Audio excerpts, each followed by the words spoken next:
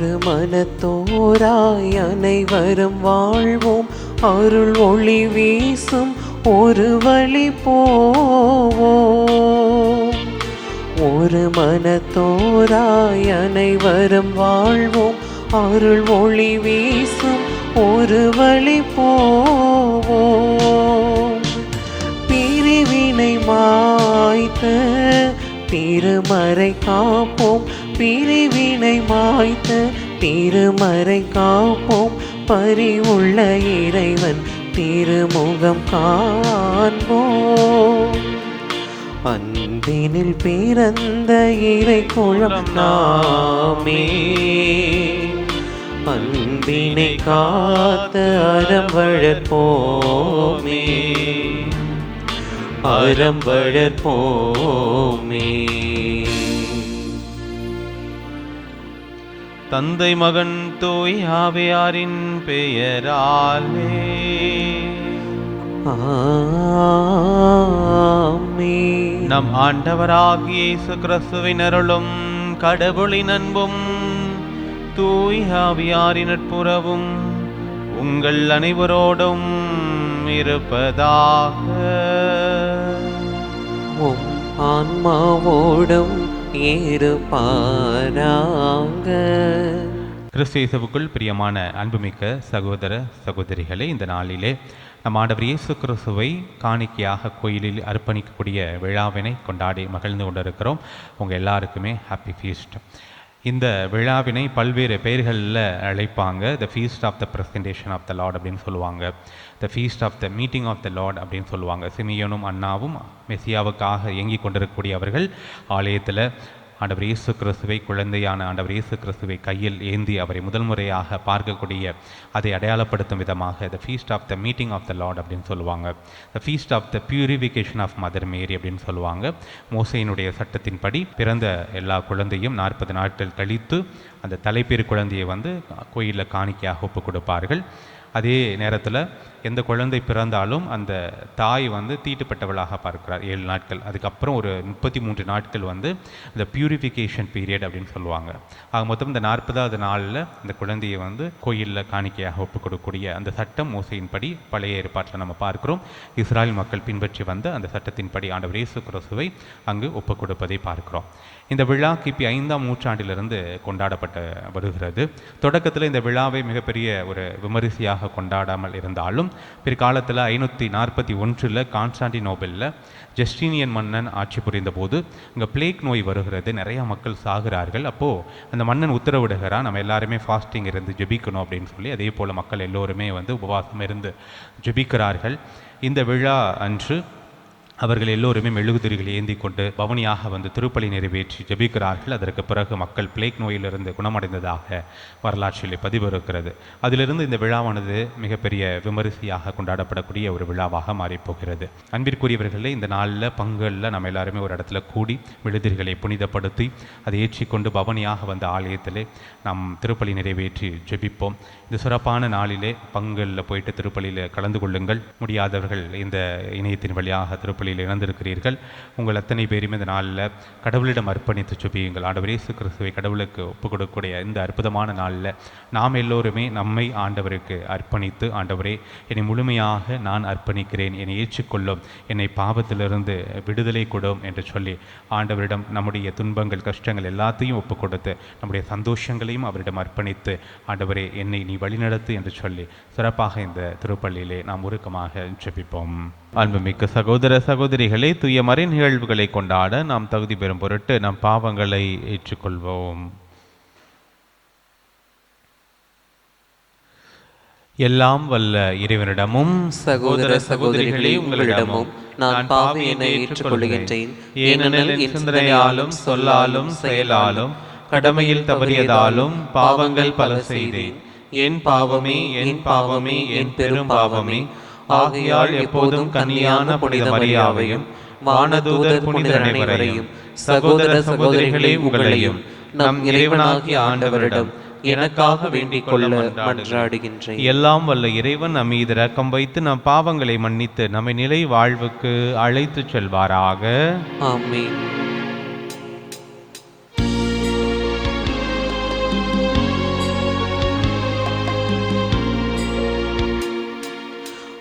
ஆண்டவரே இரக்கமாயிரும். ஆண்டவரே இரக்கமாயிரும். கிறிஸ்துவே கிறிஸ்துவே இரக்கமாயிரும். கிறிஸ்துவே கிறிஸ்துவே இரக்கமாயிரும். ஆண்டவரே இரக்கமாயிரும். ஆண்டவரே இரக்கமாயிரும். இரக்கமாயிரும்.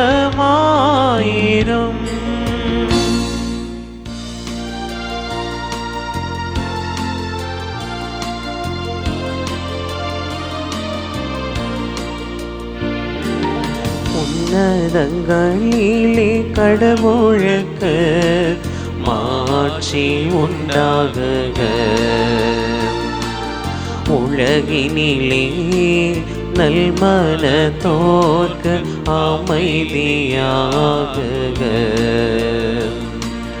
உம்மை புகழ்கின்றோம், உம்மை வாழ்த்துகின்றோம், உம்மை ஆராதிக்கின்றோம், உம்மை மாட்சிப்படுத்துகின்றோம். உமது மேலான மாட்சியின் பொருட்டு உமக்கு நன்றி கூறுகின்றோம். ஆண்டவராகிய இறைவா, வானுலக அரசரே, எல்லாம் வல்ல தந்தையாகிய இறைவா, ஒரே மகனாய் உதித்த ஆண்டவரே, இயேசு கிறிஸ்துவே,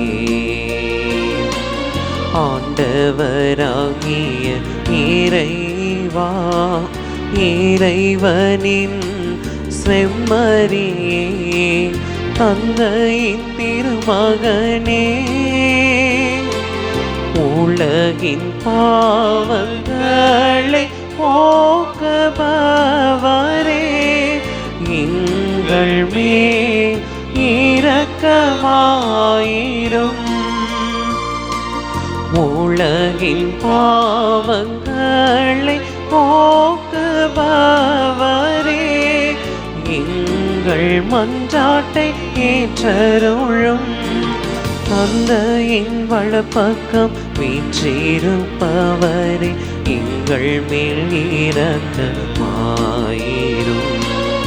ஏனெனில் இயேசு கிறிஸ்துவே, நீர் ஒருவரே தூயவர், நீர் ஒருவரே ஆண்டவர், நீர் ஒருவரே உன்னத தூய ஆவியாரோடு தந்தை ஆகிய இறைவனின் மாட்சியில் இருப்பவர் நீரே.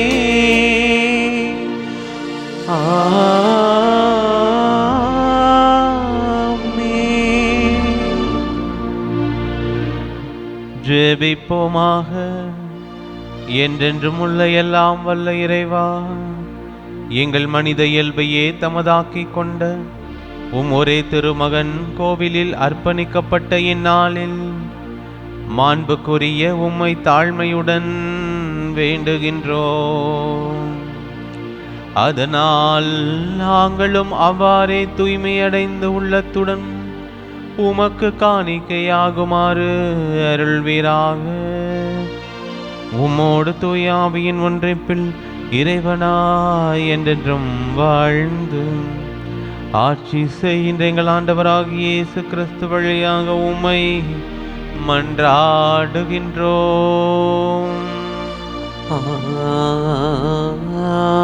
ஆமென்.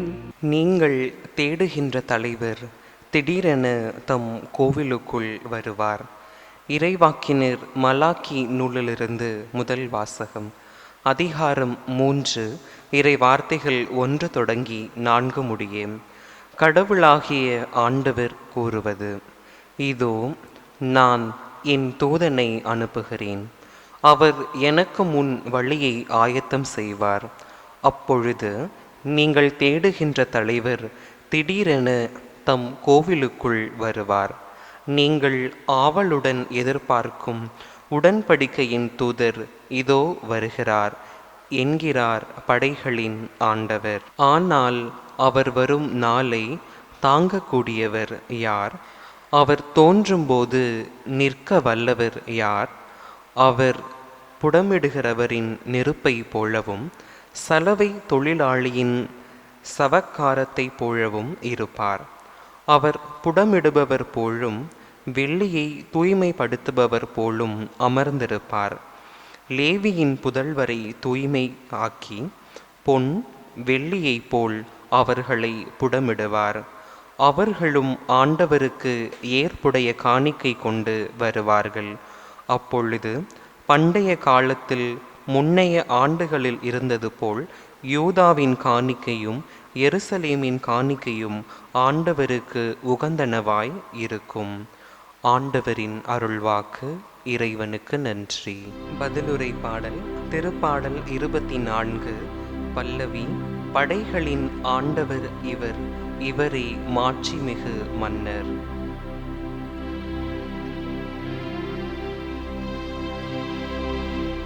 படைகளின் ஆண்டவர் இவர், இவரே மாட்சிமிகு மன்னர், இவரே மாட்சிமிகு மன்னர். படைகளின் ஆண்டவர் இவர், இவரே மாட்சிமிகு மன்னர், இவரே மாட்சிமிகு மன்னர். வாயில்களே உங்கள் நிலைகளை உயர்த்துங்கள், தொன்மை மிகு கதவுகளே உயர்ந்து நில்லுங்கள். மாட்சிமிகு மன்னர் உள்ளே நுழையட்டும், மாட்சிமிகு மன்னர் இவர் யாரோ? வலிமையும் ஆற்றலும் கொண்ட ஆண்டவரே இவர்.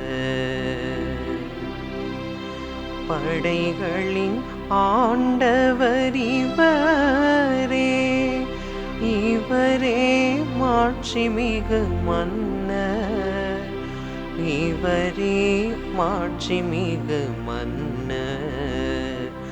படைகளின் ஆண்டவர் இவர், இவரே மாட்சிமிகு மன்னர், இவரே மாட்சிமிகு மன்னர். வாயில்களே உங்கள் நிலைகளை உயர்த்துங்கள், தொன்மை மிகு கதவுகளே உயர்ந்து நில்லுங்கள். மாட்சிமிகு மன்னர் உள்ளே நுழையட்டும், மாட்சிமிகு மன்னர் இவர் யாரோ? படைகளின் ஆண்டவர் இவர், இவரே மாட்சிமிகு மன்னர். படைகளின் ஆண்டவர் இவர், இவரே மாட்சிமிகு மன்னர், இவரே மாட்சிமிகு மன்னர். படைகளின் ஆண்டவர் இவர், இவரே மாட்சிமிகு மன்னர், இவரே மாட்சிமிகு மன்னர்.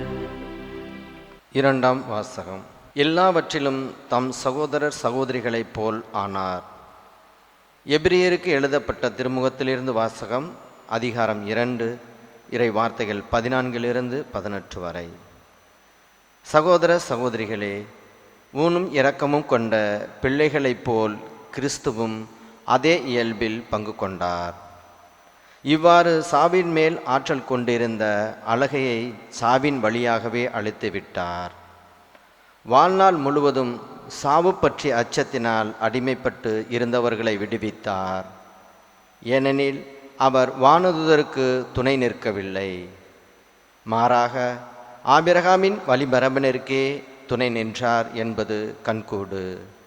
ஆதலின் கடவுள் பணியில் அவர் இரக்கமும் நம்பிக்கையும் உள்ள தலைமை குருவாய் இருந்து மக்களுடைய பாவங்களுக்கு கழுவாய் ஆகுமாறு எல்லாவற்றிலும் தம் சகோதர சகோதரிகளைப் போல் ஆக வேண்டியதாயிற்று. இவ்வாறு தாமே சோதனைக்கு உள்ளாகி துன்பப்பட்டதனால் சோதிக்கப்படுபவருக்கு உதவி செய்ய அவர் வல்லவர். ஆண்டவரின் அருள்வாக்கு. இறைவனுக்கு நன்றி.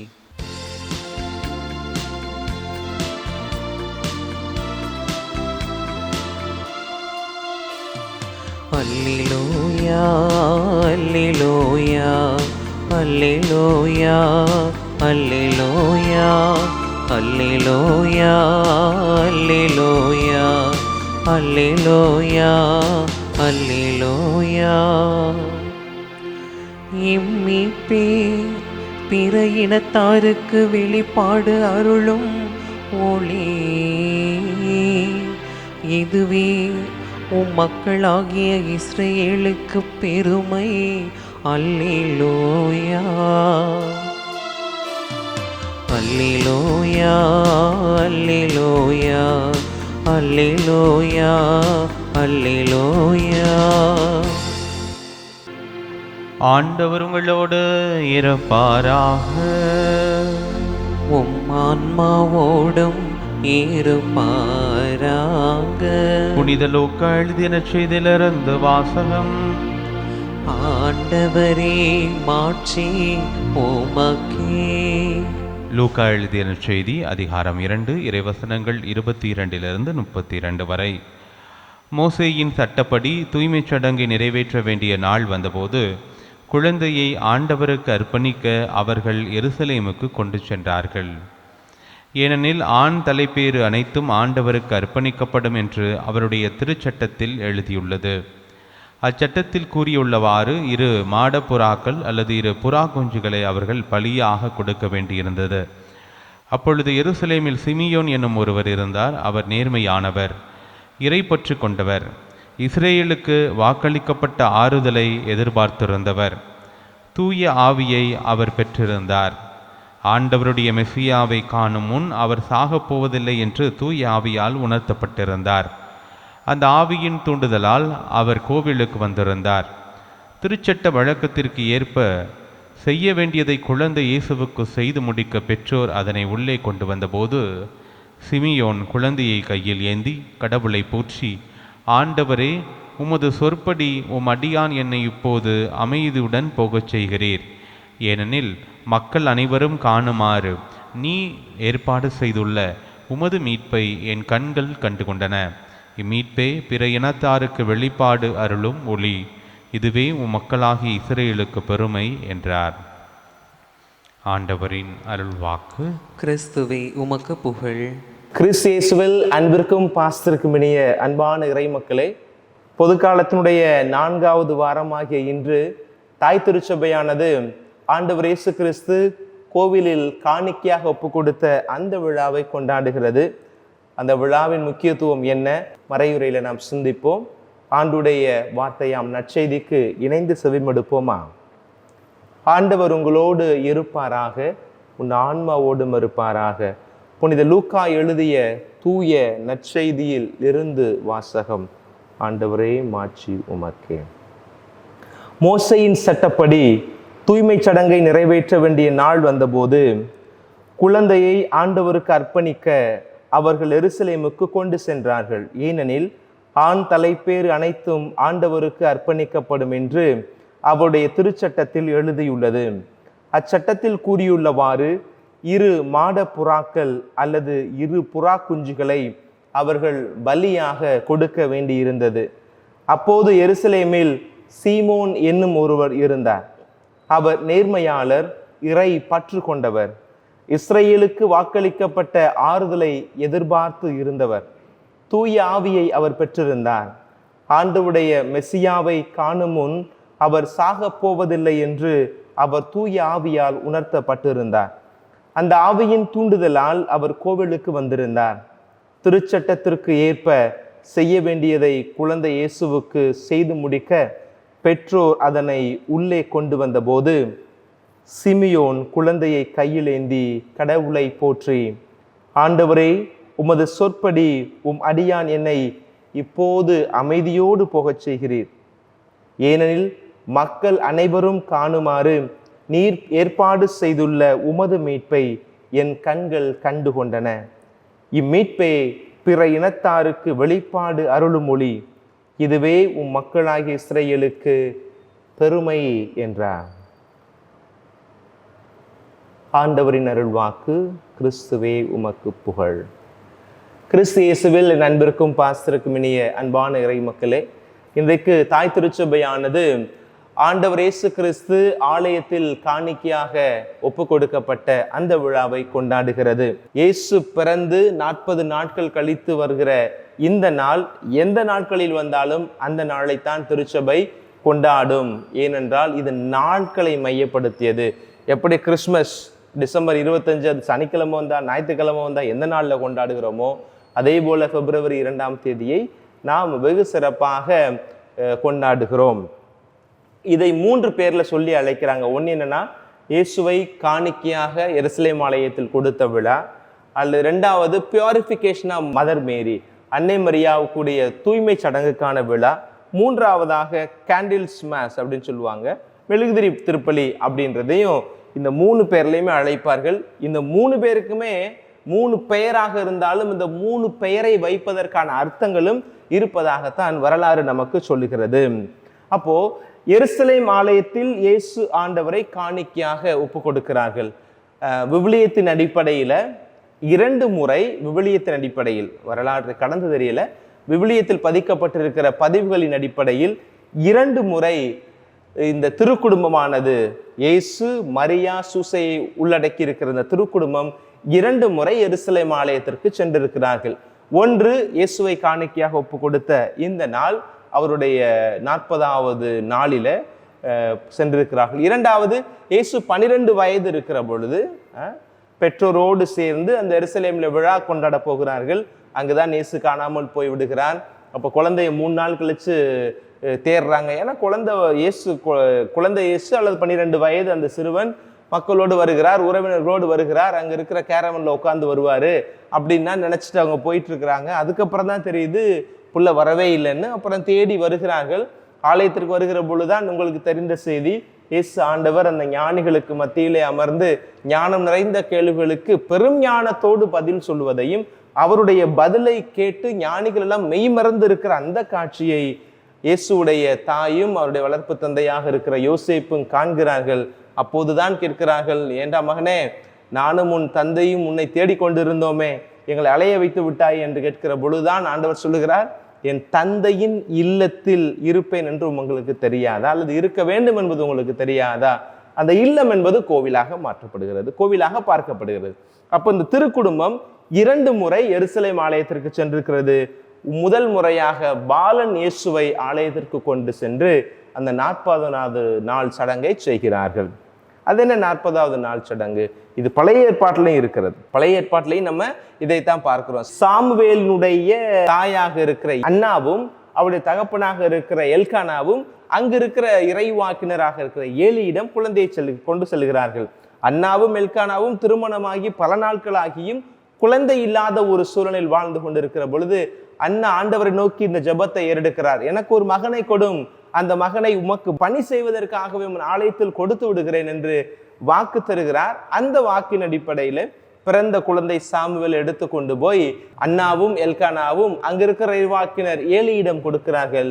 ஏலி ஆண்டவருக்கு அந்த குழந்தையை உகந்தளித்தார். அந்த குழந்தை ஆலயத்தில் இருந்து விட்டது, ஏனால் அது கடவுளுக்கு என்று அர்ப்பணிக்கப்பட்ட குழந்தையாக இருந்தது.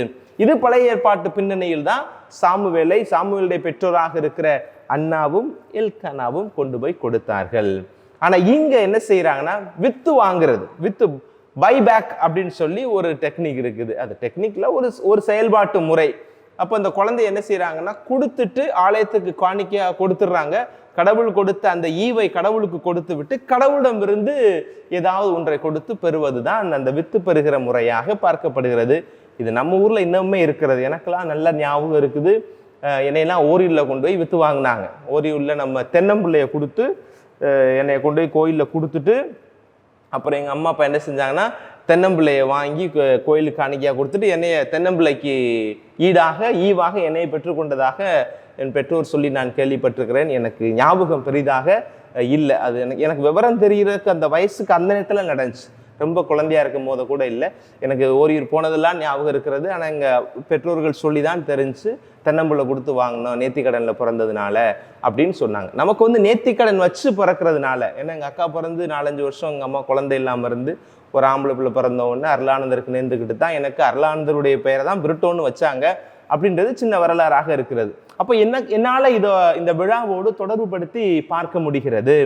இந்த இடத்துல என்ன கேள்வி வருகிறதுனா, ஏன் இந்த சடங்கு வந்துச்சு அப்படின்றதுக்கு நம்ம எங்க போய் பார்க்கணும்? பைபிள்ல விடுதலை பயண நூல் 13வது அதிகாரத்தில் இருக்கிற 2வது வசனம், தலைப்பேறு அனைத்தையும் எனக்கு அர்ப்பணம் செய், இஸ்ரேல் மக்களிடையே மனிதரிலும் கால்நடைகளிலும் கருப்பையை திறக்கும் எல்லா தலைப்பேரும் எனக்கு உரியவை என்கிறார் ஆண்டவர். மீண்டுமாக வாசிக்கிறேன், தலைப்பேறு அனைத்தையும் எனக்கு அர்ப்பணம் செய், consecrate all the firstborn, whatever comes out of the womb of the Israel, it's to me அப்படின்றத ஆண்டவர் சொல்றாரு. தலைப்பேர் அனைத்தையும் எனக்கு அர்ப்பணம் செய், இஸ்ரேல் மக்களிடையே மனிதரிலும் கால்நடைகளிலும் கருப்பையை திறக்கும் எல்லா தலைமுறையும் எனக்கு உரியவை என்று சொல்லுகிறார். ஏன் இந்த சடங்கு வருது அப்படின்னா, உங்களுக்கு தெரிஞ்சிருக்கும், அந்த இஸ்ரேல் மக்கள் அடிமைத்தனத்தில் இருக்கிற போது, எகிப்திய அடிமைத்தனத்தில் இருக்கிற பொழுது கடவுளுடைய வல்லமையால் எல்லோரும் அழிக்கப்படுகிறார்கள். அப்போது தலைச்சன் பிள்ளைகள் எல்லாம் காக்கப்படுகிறார்கள். யாருடைய சமூகத்துல? இந்த இஸ்ரேல் சமூகத்தில். ஆனால் எகிப்திய சமூகத்தில் இருக்கிற எல்லாரும் சாகிற பொழுது இந்த இஸ்ரேல் சமூகத்தின் இந்த பிள்ளைகள் காக்கப்பட்டார்கள். அதனுடைய வெளிப்பாடாக, நன்றியாக, ஒரு நினைவாகத்தான் அனைத்து தலைச்சன் பிள்ளைகளும் அனைத்து தலைச்சன் வாரிசுகளும் கடவுளுக்கு சொந்தமாக்கப்படுகிறது. இதுல விலங்குகளை கொண்டு போய் ஃபர்ஸ்ட்பார்ன் அனிமல்ஸ், அது வந்து ஆடா இருக்கலாம், மாடா இருக்கலாம், ஒட்டகமாக இருக்கலாம், எதுவாக இருந்தாலும் அதை கொண்டு போய் தலைச்சனாக இருந்தால் கடவுளுக்கு காணிக்கையாக கொடுப்பார்கள். அதை வித்து வாங்க வேண்டிய கடமை இருக்காது, அது கடவுளுக்கே கொடுக்கப்பட்டு விடும். ஆனால் அதுபோல மனிதர்களை கொண்டே கொடுக்க முடியாது இல்லையா? அப்ப கடவுளுக்கு மனிதனை கொடுத்து விட்டு, கடவுள் கொடுத்த ஈவை கொடுத்து விட்டு, அதற்கு ஈடாக இன்னொன்று கொடுத்த அதை மீட்டு கொள்வார்கள். அதுக்கு தான் சில இது இருக்கு. பணக்காரர்களாக இருக்கிறாங்கன்னா அவங்க ஆட்டை கொடுப்பாங்க. ஒரு நடுத்தர குடும்பமா இருக்காங்கன்னா அதுக்கு ஒன்று இருக்கிறது. ஏழை குடும்பமா இருந்தாங்கன்னா அவங்க புறாவை கொடுப்பாங்க. நமக்கு தெரிஞ்சவரை இந்த திருக்குடும்பம் ஒரு ஏழ்மையான ஒரு குடும்பம், ஆனால் மகிழ்ச்சியான நிறைவான ஒரு குடும்பமாக இருந்துச்சு. அப்போ மாதாவும் சூசேப்பரும் விரலுக்கு ஏற்ற வீக்கம்ன்ற போல அவங்க என்ன பண்ணுறாங்க, முட்டுக்கான சின்னதாக ஒரு புறா வாங்கி 2 புறா வாங்கி ஜோடி புறா வாங்கி விட்டுட்டு குழந்தையை மீட்டு கொண்டு வந்தார்கள். இதுதான் இயேசு ஆண்டவரை கோவிலில் காணிக்கையாக ஒப்பு கொடுத்த விழா. இந்த விழாவுக்கு இன்னொரு பேர் என்ன சொன்னேன்? பியூரிஃபிகேஷன் ஆஃப் மதர் மேரி, அன்னை மரியாளின் புனிதப்படுத்தப்பட்ட விழா என்று சொல்லப்படுகிறது. இஸ்ரேல் சமூகத்துல, இந்த யூத சமூகத்துல ஒரு ஆண் பிள்ளை பிறந்தால் ஒரு தாய் 40 நாள் தீட்டுள்ளவனாக கருதப்படுவார். அன்கிளீன் அப்படின்னு சொல்றாங்க. அதே இது பெண் பிள்ளையாக இருந்தால் 80 நாட்களுக்கு அந்த தாயானவள் தீட்டுமிக்கவளாக, வெளியிலே செல்லக்கூடாதவளாக, அவர் வீட்டில் அடைபட்டவனாக இருக்க வேண்டும் என்பது அன்றைய பாரம்பரிய சட்டமாக இருந்தது. இப்போ யாரு பிறந்திருக்கிறா? இயேசு பிறந்திருக்கிறாரு, ஒரு ஆம்பளை பிள்ளை. அப்ப 40 நாள். அப்ப கிறிஸ்து பிறப்புல இருந்து 40வது நாளாகிய இன்று நாம இந்த விழாவை சிறப்பாக நாம கொண்டாடுகிறோம். இதுவே பெண் பிள்ளையா இருந்த எத்தனை நாள்? 80 நாட்கள் அவர்கள் அப்படி இருப்பது வழக்கமாக இருந்தது. சரி, இப்ப அடுத்த கேள்வி, இந்த விழாவை கொண்டாடுவதில் அன்னை மரியாவுக்கு கொண்டாடுவதில் அர்த்தம் இருக்கிறதா என்றால் அர்த்தம் இல்லை, உண்மையில் அர்த்தம் இல்லை. அதனால தான் திருச்சபை இந்த முதல் பெயரோட நம்ம நிப்பாட்டிக்கிட்டோம். எதை? இயேசு ஆண்டவரை கோவிலில் காணிக்கையாக ஒப்பு கொடுத்த விழாவாக. ஏன் அது தேவையில்லை அப்படின்னா, மனிதர்கள் இணைந்து மனித ஈர்ப்பினால் ஈர்க்கப்பட்டு அங்கு ஏற்படுகிற கூடலில் ஏற்படுகிற குழந்தை அல்ல நம்ம ஆண்டவர் இயேசு கிறிஸ்து. அவர்களுக்குத்தான் அந்த புனிதப்படுத்தக்கூடிய ஒரு சடங்கு தேவை என்பது யூத பாரம்பரியமாக இருந்தது. அவங்க என்ன சொல்லுவாங்கன்னா, இந்த pain is punishment of sin அப்படின்னு சொல்றாங்க. அந்த லேபர் பெயின் இருக்கு இல்லையா, அது அந்த பாவத்தினுடைய வழியாக பார்க்கப்படுகிறது, அதனுடைய விமோச்சனமாக பார்க்கப்படுகிறது. அப்போ அதுல இருந்து ரத்தம் வெளியில வர்றதுனால, ரத்தம் போகிறதுனால அந்த ரத்தம் போகிற நிலை தீட்டாக பார்க்கப்பட்டு மீண்டுமாக புனித நிலைக்கு வருவதற்கு ஆலயத்திற்கு அதற்கென்ற சடங்குகளை செய்ய வேண்டும் அப்படின்னு சொல்லப்பட்டிருந்துச்சு. ஆனால் அன்னை மரியாள் ஆண்டவர் இயேசுவை தன் கருவில் தாங்கியது மனித ஊடலினால் அல்ல, மாறாக கடவுளுடைய ஈடு இணை இல்லாத அந்த மீட்பு திட்டத்தின் வெளிப்பாடாக. அப்படி பார்க்கிற போது மாதாவுக்கு இந்த சடங்கானது தேவையில்லை. ஆனாலும் அன்னை மரியாள் நிறைவேற்றுவதனுடைய காரணம் என்னவென்று சொன்னால், பாரம்பரியத்தோடு சட்ட திட்டங்களுக்கு உட்பட்டவராக என் மகனே இருக்கிற பொழுது நான் அதை செய்வதில் தடையில்லை என்று தன் மகனை அவர் பின்தொடரக்கூடியவராக இருக்கிறார். ஒரு விதத்துல வித்து வாங்கக்கூடிய அந்த நிகழ்வு சொன்ன இல்லையா, அதுவே இயேசுவுக்கு தேவையில்லை. ஏன்? மனிதர்களை, அது என்ன சொல்லப்பட்டிருக்கிறது, தலைச்சன் பிள்ளைகளையும் தலைச்சன் மனிதர்களையும் கால்நடைகளையும் தான். இவரே கடவுளாயிடுச்சே, அப்ப கடவுளை எப்படி கடவுளுக்கு நம்ம காணிக்கையாக ஒப்பு கொடுக்க முடியும் அப்படின்னு ஒரு கேள்வி வச்சோம்னா இது அர்த்தமற்ற விழாவாக போய்விடும். ஆனால் கேட்பதற்கான நியாயம் இருக்கிறது. இங்க இயேசு ஆண்டவர் கடவுள் மனிதராக இருக்கிறார். இந்த ஆலயத்தில் ஒப்பு கொடுக்கப்பட்ட அந்த நிகழ்வு அவருடைய மனித தன்மையை வெளிப்படுத்தக்கூடியதாக, அந்த மனித தன்மையை இந்த உலகத்திற்கு பறைசாற்றக்கூடியதாக இருக்க வேண்டும் என்பதற்காகத்தான் இந்த நிகழ்வானது திருக்குடும்பத்தினால் செய்யப்பட்டிருக்கிறது. அப்ப 2 விழாவுக்கு நான் என்ன சொல்லியிருக்கிறேன், விளக்கம் சொல்லியிருக்கிறேன். ஒன்று என்னது? இயேசு ஆண்டவர் கோவிலில் காணிக்கையாக ஒப்பு கொடுக்கப்பட்ட விழா. 2வது அன்னை மரியாளுடைய பிறப்பின் தூய்மையை ஏற்படுத்தி கொள்ளக்கூடிய பியூரிஃபிகேஷன் ஆஃப் மதர் மேரி அப்படின்ற விழாவையும் கொண்டாடுகிறார்கள். இன்னைக்குமே நம்ம நாட்டு பக்கம் பார்த்தீங்க அப்படின்னா, தமிழ்நாட்டில் தமிழ் கலாச்சாரத்தில் குறிப்பாக இந்து மக்கள் மத்தியில் ரொம்ப அதிகமாக இருக்கிறது. பெண்களுடைய அந்த முக்கியமான நாட்கள், அந்த 3 நாட்கள் வருகிற பொழுது அவருடைய மாதவிடாய் காலங்களில் ஆலயத்திற்கு போக மாட்டாங்க. இன்னைக்குமே அப்படி இருக்கிறாங்க. சொல்லுவாங்க, அந்த நேரத்தில் கோயில் ஓலத்துக்கு போயிட்டோம்னா இந்து மக்கள் மத்தியில் பேய் அடிச்சிடும் அப்படின்ற ஒரு வதந்தின்னு சொல்ல முடியாது, ஒரு நம்பிக்கையோ ஒரு மூட நம்பிக்கையோ அவர்களிடம் இருக்கிறது. ஆனால் நம்ம மக்கள் இயல்பாகவே இன்னமுமே அந்த நாட்கள் வருகிற பொழுது நன்மை வாங்காமல் இருக்கிறாங்க ஒரு சில பேர். என்னை பொறுத்தவரை கேட்டால் அதுக்கு இதுக்கு சம்பந்தமே இல்லை. அதெல்லாம் நம்ம இந்து பாரம்பரியத்திலேருந்து உள்வாங்கி கொண்ட ஒரு சில சடங்கு சம்பிரதாயங்கள். அந்த 3 நாட்கள் அல்லது அவருடைய மாதவிடாய் காலங்களில் ஒரு சில பேர் திருப்பலிக்கு போகிறத தவிர்ப்பாங்க. ஓகே, அது உடல் ரீதியான வழி இருக்கிறது, அதனால போக முடியலை அப்படின்றத ஏற்றுக்கொள்ளலாம். ஆனால் எனக்கு நான் மாதவிடாயில் இருக்கிறதுனால போகக்கூடாது அப்படின்றதெல்லாம் திருச்சபை ஒருபோதும் சொல்லவே இல்லை. அதை நம்ம நினைத்தே பார்க்கக்கூடாது. இங்கெல்லாம் எங்கள் வெளிநாடுகள்லாம் இப்போ பிலிப்பைன்ஸில் நான் இருக்கிறேன், இங்கெல்லாம் அதை பற்றி நான் கேள்விப்பட்டதே இல்லை. பிள்ளைகள்லாம் வருவாங்க, ஆண்கள் எல்லோரும் வருவாங்க, கொள்ளுவாங்க, போவாங்க. அந்த மாதிரி இதெல்லாம் அங்கே யாருமே ஃபாலோ பண்ணுறதில்லை. அது கடவுளுமே விரும்புறதில்லை. நாம் அதை ஃபாலோ பண்ணுறோம். அது கொஞ்சம் கொஞ்சமாக குறையணும் அப்படின்னு நினைக்கிறேன். அது ஃபாலோ பண்ணணும் அப்படின்றது கடவுளுடைய திட்டமோ அல்லது திருச்சபையினுடைய சட்டமோ இல்லை என்பதை இந்த நேரத்தில் நான் பதிவு செய்து கொள்கிறேன். அப்போ 2 விழாக்கள். 3வது என்ன விழா? கேண்டில் மேஸ் அப்படின்னு சொல்லுவாங்க. இப்போ இன்னைக்கு நாம் ஆலயத்திற்கு மெழுதிரியை தாங்கி கொண்டு பவனியாக உள்ளே வருகிற பொழுது ஒளி சம்பந்தப்பட்ட பாடல்களை எல்லாம் நாம் பாடிக்கிட்டு வருவோம். ஒளியாம் இறைவே வாரா அப்படின்னு பாடுவோம், ஒளியே இறைவா அப்படின்றத பாடுவோம். நிறைய பாடல்களை பாடிக்கொண்டு நம்ம மெழுதிரியை கொண்டுட்டு நம்ம ஆலயத்தில் இந்த விழாவை கொண்டாடுவோம் இல்லையா? எதற்காக மெழுகுதிரி அப்படின்னு நம்ம யோசிச்சு பார்க்கணும். மெழுகுதிரி உண்மையிலேயே ஒரு ஆன்மீகத்தினுடைய வெளிப்பாடு அப்படின்றத நிறைய பேர் சொல்லியிருக்கிறாங்க. நானுமே அதைத்தான் இந்த விழாவோட தொடர்பு படுத்தி பார்க்கிறேன். நம்ம குருத்துனார் அன்னைக்கு குருத்து கொண்டு போகிறோமே, அதுக்கு ஒரு விளக்கம் இருக்கிறது. ஈஸ்டர் அன்னைக்கு நைட்டு விளக்கு பிடிச்சிட்டு நிற்கிறேன் இல்லையா, அதுக்கும் அந்த மெழுதிரி பிடிக்கிறதுக்கும் ஒரு விளக்கம் இருக்கிறது. காரிருளில் கடந்து வந்த மக்கள் பேரொளியை கண்டார்கள் அப்படின்றது அதனுடைய மெயினாக வரக்கூடிய ஒரு செய்தி. அப்போ இன்னைக்கு இந்த இயேசு ஆண்டவர் கோவிலில் காணிக்கையாக ஒப்பு கொடுக்கப்பட்ட இன்னைக்கு நம்ம மெழுதிரி கொண்டு வருவது 3 காரியங்களை நமக்கு வெளிப்படுத்துகிறது. என்னது? அதுக்கு நீங்கள் மெழுகுதிரியை பாருங்க. உங்க வீட்டில் மெழுகுதிரி இருந்துச்சுன்னா மெழுகுதிரி எடுத்துக்கோங்க. மெழுகுதிரி சுத்தி என்ன இருக்கிறது? வேக்ஸ், அந்த மெழுகு இருக்கிறது. நடுவில் வந்து திரி இருக்கிறது, விக் அப்படின்னு சொல்லுவாங்க. அந்த திரி இருக்கிறது. அந்த திரியை கொளுத்துனாதான் அந்த வெளிச்சமே அதுல வரும். இப்போ மெழுகுதிரி இருக்கிறது. அதை எப்படி சிம்பலைஸ் பண்ணுவாங்கன்னா, மெழுகு இயேசுடைய உடலை குறிக்கிறது. The wax symbolizes the body of Jesus. அப்ப நடுவுல இருக்கிற அந்த திரியானது இயேசுடைய ஆன்மாவை குறிக்கிறது. It symbolizes the soul of Jesus. Okay, ரெண்டாவது. மூன்றாவது எதை குறிக்கிறது என்றால், அந்த வெளிச்சமானது symbolizes divinity, the divine power of Jesus அப்படின்றத சொல்லுகிறது. இது இயேசுக்கு மட்டுமல்ல, இது நமக்குமே பொருந்தக்கூடிய ஒன்றாக இருக்க வேண்டும். இந்த மூன்றையும் இணைத்து பார்க்கக்கூடிய மனநிலையோடு தான் இந்த மெழுகுதிரி பவனியில் நாம் கடந்து செல்ல வேண்டும். என்னது? இந்த மெழுகானது என் உடலை குறிக்கிறது. என் உடலை குறிக்கிறது. இந்த உடலானது யாரிடமிருந்து பெறப்பட்டது? என் தாயிடமும் தந்தையிடமிருந்து எனக்கு கொடுக்கப்பட்டது, கடவுளுடைய அருளால். இந்த உடல் என் தாய் தந்தையிடமிருந்து நான் பெற்றுக்கொண்ட ஒன்று. அதில் இருக்கிற அந்த திரியானது என்னுடைய ஆன்மாவை குறிக்கிறது. என் ஆன்மா என் ஆண்டவர் இயேசு, என் ஆண்டவர் வாழ்கின்ற இல்லிடமாக இருக்கிறது, அவருடைய இல்லம். அப்ப என்னுடைய ஆன்மாவை குறிக்கிறது. இப்ப உடலும் இருக்கிறது, ஆன்மாவும் இருக்கிறது.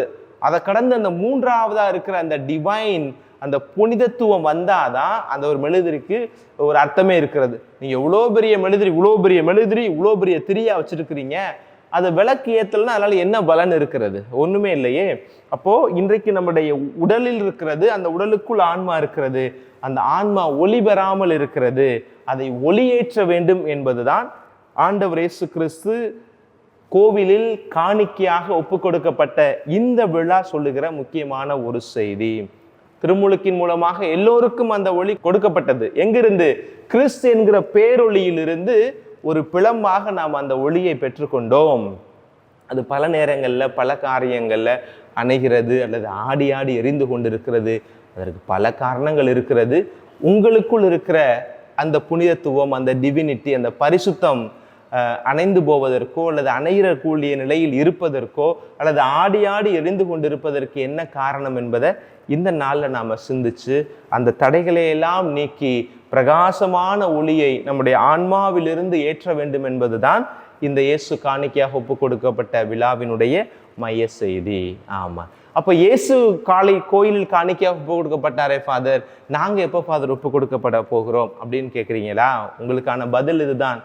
ஒவ்வொரு முறையும் நீங்கள் திருப்பலியில் பங்கெடுக்கிற பொழுது நீங்கள் உங்களையே கடவுளுக்கு காணிக்கையாக கொடுக்கிறீர்கள். Whenever you participate in the Holy Mass, you are presenting yourself to God. அதான், நீங்கள் திருப்பலியில் பங்கெடுக்கிற ஒவ்வொரு முறையுமே இந்த காணிக்கையாக ஒப்பு கொடுக்கப்பட்ட நிகழ்வை நாம் நினைவு கூறுகிறோம் அப்படின்றத நம்ம மனசில் வைத்து கொள்ள வேண்டும். நான் இடையில கூட ஒரு அருமையான ஒரு காணொளி ஒன்று பார்த்தேன்.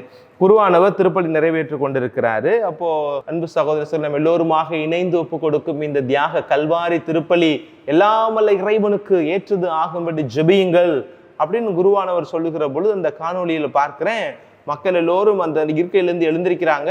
அங்கிருந்து அவருடைய வானதூதர்கள் எல்லாம் வந்து திருப்பலியில் பங்கெடுக்கிறார்கள், தங்களையே காணிக்கையாக ஒப்பு கொடுக்கிறார்கள், பலியாக தங்களை ஒப்பு கொடுக்கிறார்கள் என்பதனுடைய வெளிப்பாடாக அந்த காணொலி எனக்கு ஒரு விளக்கத்தை கொடுத்தது. ஆக அன்பு இறைப்பிள்ளைகளே, 2 செய்தியோடு நாம் இன்னைக்கு நிறைவு செய்யலாம் அப்படின்னு நினைக்கிறேன். இயேசுவை கரங்களில் ஏந்துகிற பொழுது அண்ணாவும், இயேசுவை கரங்களில் ஏந்துகிற பொழுது அங்க இருக்கிற இறைவாக்கினரும் மகிழ்ச்சியின் பெருவெள்ளத்தால் அக்களிக்கப்பட்டது போல இன்றைக்கு நாமும் பெருமகிழ்ச்சியால் நிறைந்து நிற்கிறோம். அந்த நாளில் கடவுள் நமக்கு சொல்லுகிற செய்தி என்னன்னா, உன்னையே நீ காணிக்கையாக்கு, திருப்பலியில் பங்கெடு, பக்தியோடு முழுமையாக பங்கெடுப்பதன் மூலமாக நம் இறைவனுக்கு நம்மையே காணிக்கையாக்க முடியும். அப்படி காணிக்கையாக்குகிற தருணத்தில் தான் இந்த அந்த உடலுக்குள் இருக்கிற ஆன்மாவில் இருக்கிற பேரொளியிலிருந்து பெற்றுக்கொண்ட அந்த வெளிச்சமானது இறைமையாக நமக்குள் மலரும் என்கிற உன்னதமான மறையுரை சிந்தனையோடு உங்கள் ஒவ்வொருவருக்காக நாங்கள் ஜெபிக்கிறோம். எல்லோருக்குமே ஆண்டவர் இயேசுவை காணிக்கையாக ஒப்பு கொடுத்த விழா நாள் வாழ்த்துக்களை நம்முடைய ஆராதனை வலையொலியின் வாயிலாக நேயர்களாகி உங்களோடு பகிர்ந்து கொள்கிறோம். இங்கே இருக்கிற குருக்கள் உங்களுக்காக ஜெபிக்கிறார்கள். தொடர்ந்து இறை ஒளியில் நடப்போம், இறைவழியில் நடப்போம் என்கிற உறுதிப்பாட்டோடு உங்களுக்கு ஜெபங்களும் வல்லமை நிறைந்த ஆசீரும். ஆமென்.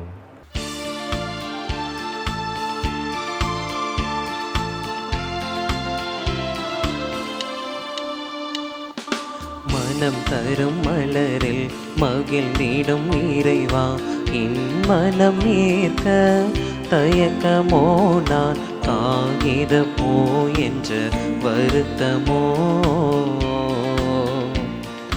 மனம் தரும் மலரில் மகிழ்ந்திடும் இறைவா என் மனம் ஏற்க தயக்கமோ நான் காகித போ என்ற வருத்தமோ வசந்தம் மறுத்தால் காற்றிலும் வாழ்வேன் வான்மலை நின்றால் ஊற்றிலும் ஓய்வேன் வசந்தம் மறுத்தால் காற்றிலும் வாழ்வேன் வான்மலை நின்றால் ஊற்றிலும் உய்வேன் செல்வங்கள் மறுத்தால் ஏழ்மையில் வாழ்வேன் செல்வங்கள் மறுத்தால் ஏழ்மையில் வாழ்வேன் இயேசுவே நீ இன்றி நான் எங்க செல்வேன் மனம் தரும் மலரில் மகிழ்ந்திடும் இறைவா என் மனம் ஏற்க தயக்கமோ நான் காகித போ என்ற வருத்தமோ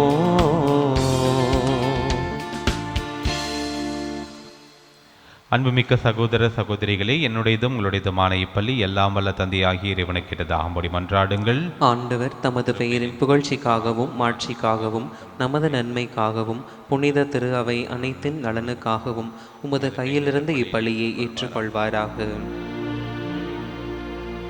ஆண்டவரே, உலகம் வாழ்வு பெற ஒரே திருமகன் மாசற்ற சமரியாக உமக்கு அர்ப்பணிக்கப்பட வேண்டும் என்று திருவுளமானீரே. திரு அவை அக்களிப்புடன் ஒப்பு கொடுக்கும் காணிக்கை உமக்கு உகந்ததாயிருக்க அருள்வீராக. என்றென்றும் வாழ்ந்தாட்சி செய்கின்றவர் வழியாக உம்மை மன்றாடுகின்றோம்.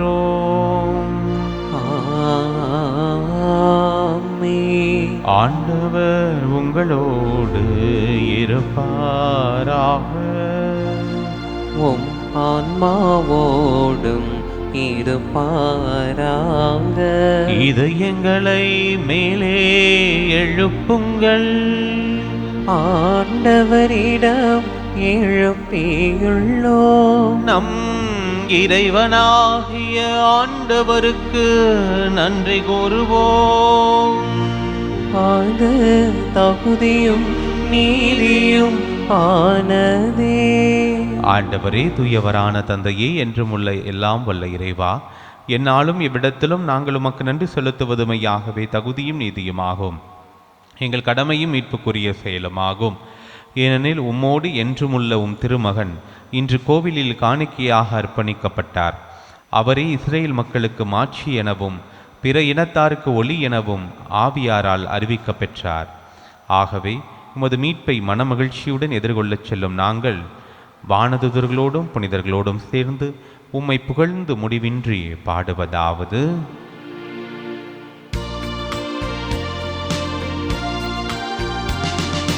தூயவர் தூயவர் தூயவர் வான்படைகளின் கடவுளம் ஆண்டவர். விண்ணகமும் மன்னகமும் உமது மாட்சியால் நிறைந்துள்ளன. உன்னதங்களிலே ஓசானா, உன்னதங்களிலே ஓசானா. ஆண்டவர் பெயரால் வருகிறவர் ஆசி பெற்றவர். உன்னதங்களிலே ஓசானா, உன்னதங்களிலே ஓசானா. ஆண்டவரே, நீர்மையாகவே தூயவர், தூய்மை அனைத்துக்கும் ஊற்று. ஆகவே உம்முடைய ஆவியை பொழிந்து இக்காணிக்கைகளை தூய்மைப்படுத்த உம்மை வேண்டுகின்றோம். இவ்வாறு எங்கள் ஆண்டவர் இயேசு கிறிஸ்துவின் உடலும் இரத்தமுமாக எங்களுக்கு இவை மாறுவனவாக. அவர் பாடுபட உளம் கனிந்து தம்மை கையளித்த போது அப்பத்தை எடுத்து நன்று செலுத்தியதை பிட்டு தம் சீடர்களுக்கு அளித்து கூறியதாவது: அனைவரும் இதிலிருந்து பெற்று உண்ணுங்கள், ஏனெனில் இது உங்களுக்காக கையளிக்கப்படும் என் உடல்.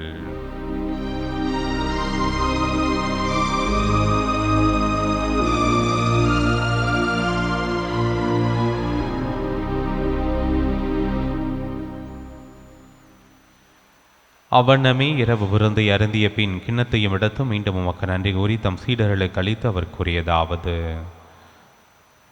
அனைவரும் இதிலிருந்து பெற்று பருகுங்கள், ஏனெனில் இது புதிய நிலையான உடன்படிக்கைக்குரிய இரத்தத்தின் கிண்ணம். இது பாவ மன்னிப்புக்கென்று உங்களுக்காகவும் பலருக்காகவும் சிந்தப்படும்.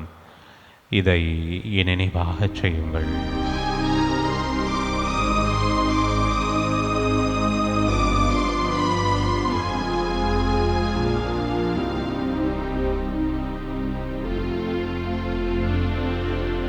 நம்பிக்கையின் மறை பொருள்.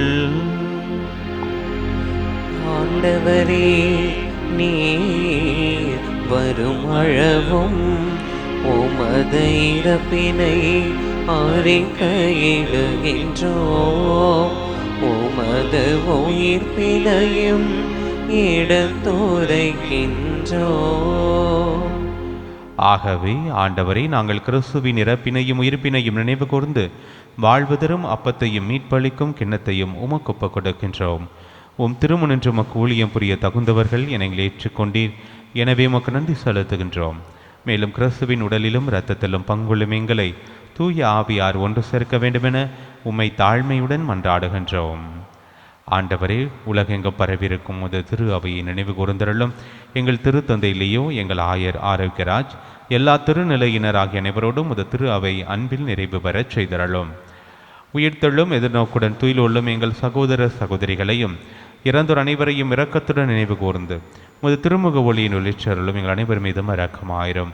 கடவுளின் கன்னித்தாயான புனித மரியா, அவருடைய கணவரான புனித யோசேப்பு, புனித திருத்தூதர்கள், இவ்வுலகிலும் ஒக்குகந்தவராயிருந்தோர் ஆகிய புனிதர் அனைவருடனும் நாங்கள் நிலை வாழ்வில் பங்கொள்ளும் தகுதி பெற்றும் திருமகன் இயேசு கிறிஸ்து வழியாக உம்மை புகழ்ந்தேத்த வரமருள உம்மை மன்றாடுகின்றோம்.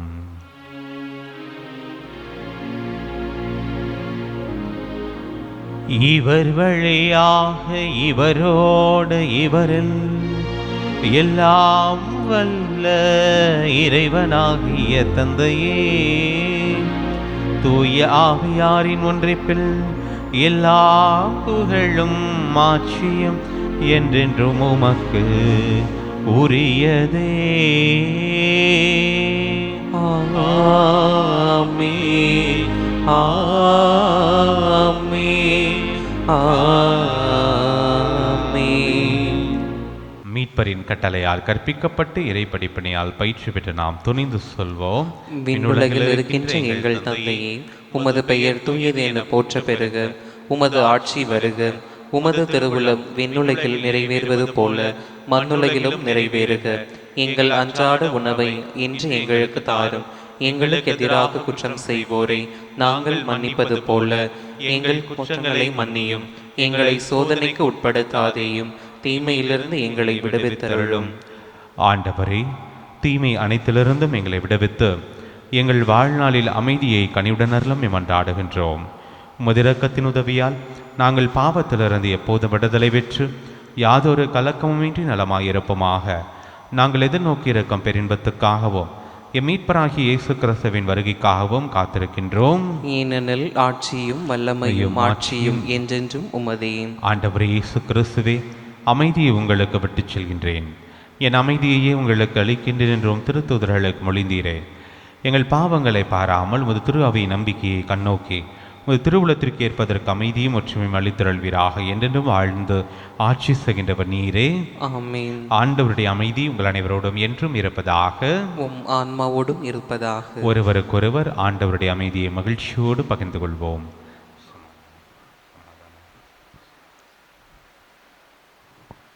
உலகின் பாவங்களை போக்கும் இறைவனின் செம்மறியே, எங்கள் மேல் இரக்கமாயிரும்.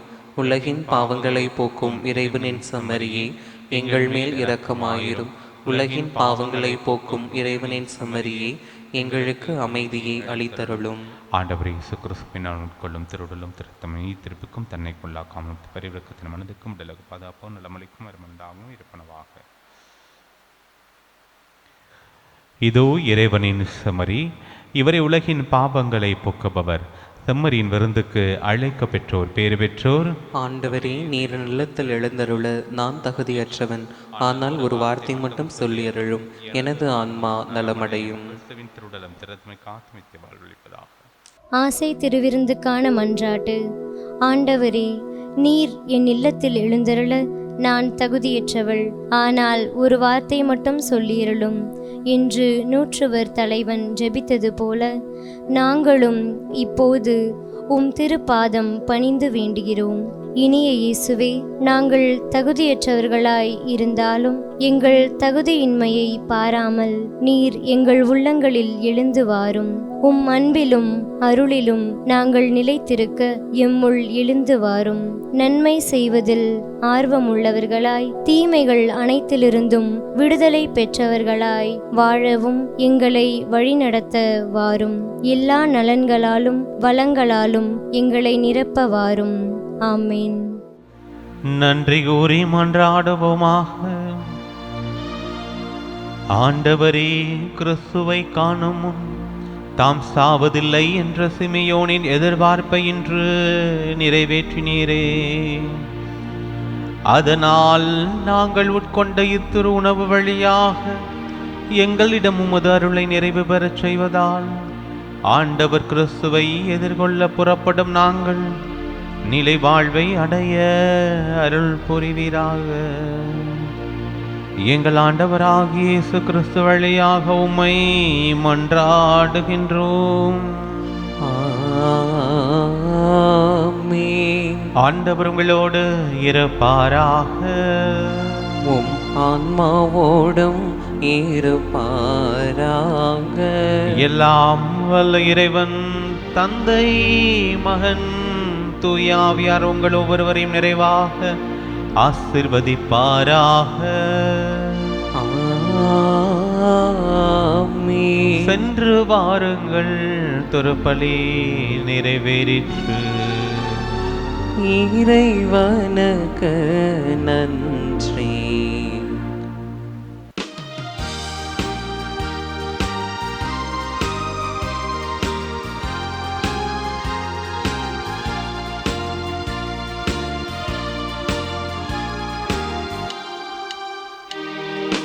நற்கருணை இயேசுவின் முதல் பிள்ளையே, அந்த நல்லோரில் நலமடைந்தோம் உந்தயவாளே.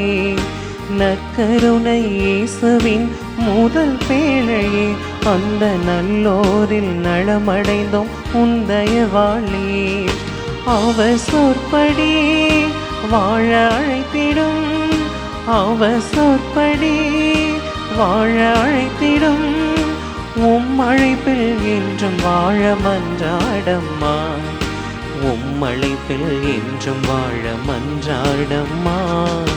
அற்புத எங்கள் அன்னையே, ஆரோக்கிய தாயே, நற்கருணையாம் இயேசுவை எமக்களித்தாயே. அற்புத எங்கள் அன்னையே, ஆரோக்கிய தாயே, நற்கருணையாம் இயேசுவை எமக்களித்தாயே. வாழ்க வாழ்க வாழ்க வாழ்க மரியே, எம்மை வாழ வைக்கும் பரிந்துரையும் நீயே. வாழ்க வாழ்க வாழ்க வாழ்க மரியே, எம்மை வாழ வைக்கும் பரிந்துரையும் நீயே. தந்தை, மகன், தூய ஆவியின் பெயராலே ஆமென்.